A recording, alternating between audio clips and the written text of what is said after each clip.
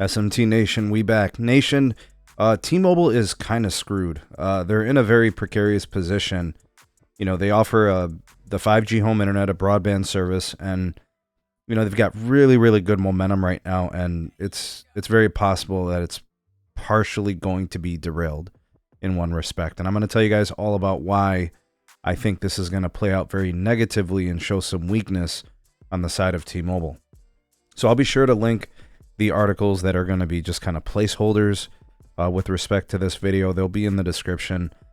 Also, if you want to show your appreciation to the SMT YouTube channel for all the content and the videos that are here on the channel, you can buy us a coffee. Link is in the description.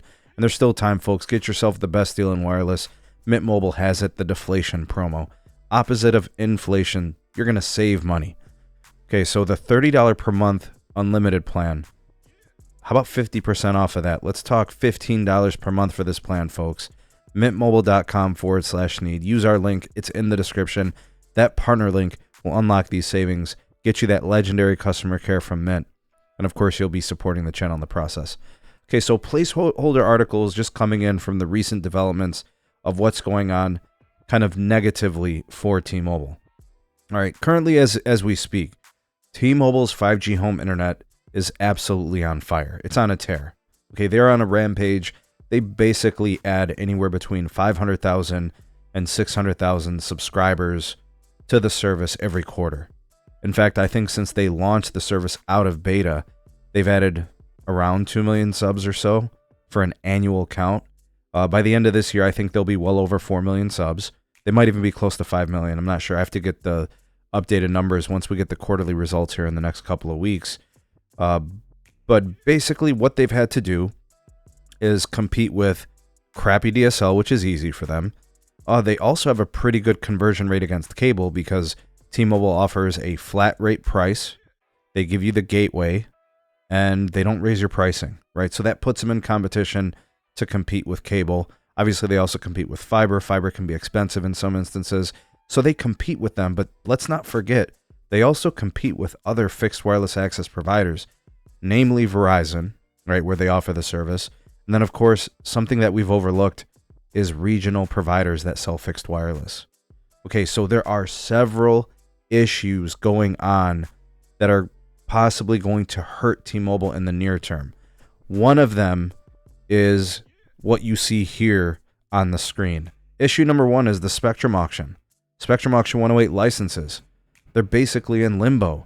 The FCC, Congress, that whole situation, the FCC had their Spectrum authority revoked by Congress. So they technically can't even issue STAs or the licenses to T-Mobile. So they're stuck in limbo waiting for this, and we have no clue when this is going to be assigned to T-Mobile. Now, the second piece, right, is this piece, which we just covered this story, and it's fixed wireless access regional providers like RedZone, right, which own 2.5 gigahertz licenses, sometimes at the tune of 100 megahertz or more bandwidth, right? They've already identified T-Mobile as a freight train waiting to happen. So they know T-Mobile's legitimate. So they're actually, in a good position, owning the spectrum that T-Mobile would normally be using for the 5G UC for their ultra capacity network, which basically powers their home internet service, right? So that brings us to problem number 3. Regional providers are actively investing in their networks. They're investing in gateways, they're investing in antennas, they're investing in customer premise equipment, all while T-Mobile is on the sideline.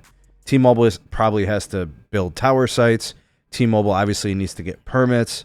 They're waiting on their licenses to the white space licenses from Spectrum Auction 108.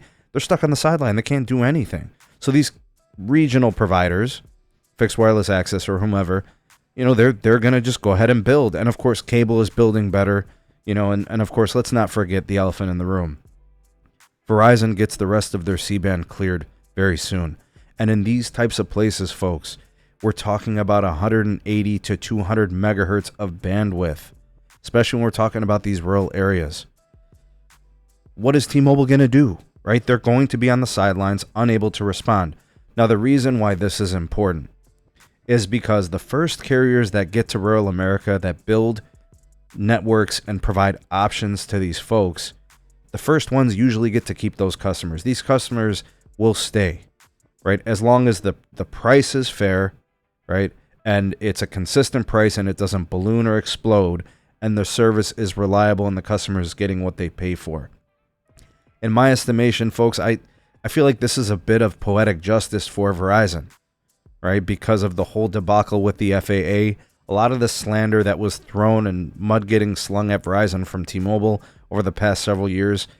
Now Verizon just basically has to build and upgrade tower sites, get fiber circuits out there. They could probably run some microwave or just to get some kind of backhaul.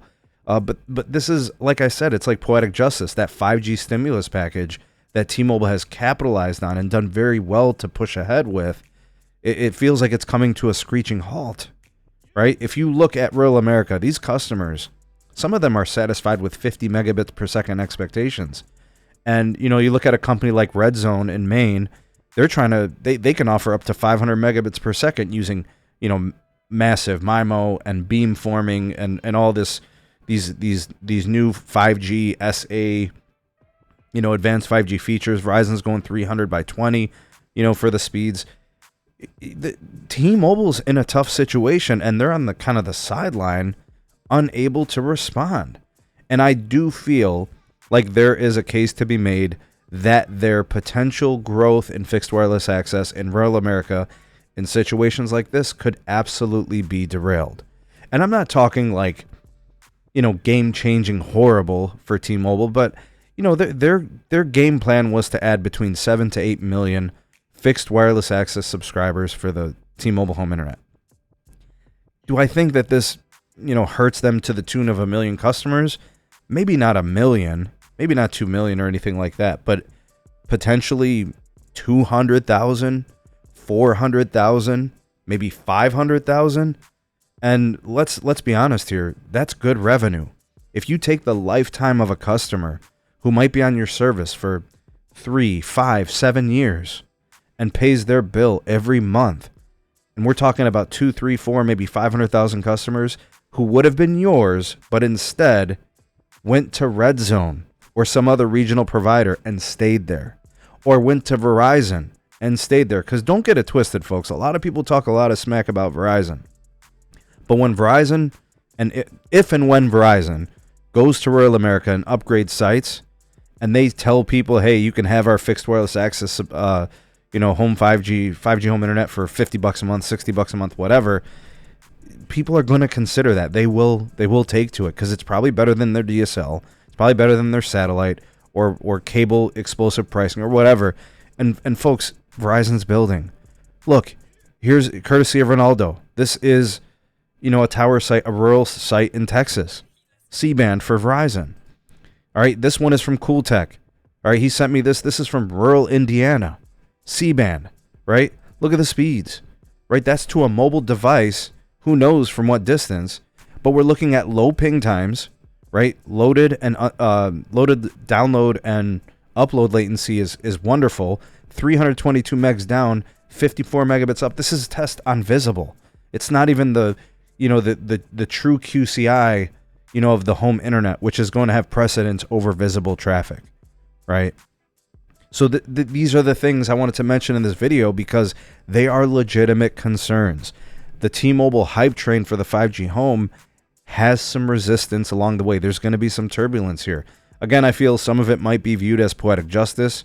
Some of it might be viewed as kind of just bad timing. But it's the twists and turns of the industry, guys. I find it very interesting. It's a situation we'll follow, and stay tuned for more updates and news. But comment down below. Tell me what you guys think about this. All right, hit me with your favorite hashtag.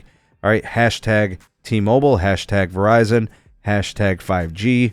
Any of those will do. But sound off in the comment section below. You all the voice of the people, the SMT Nation. Let your voice be heard.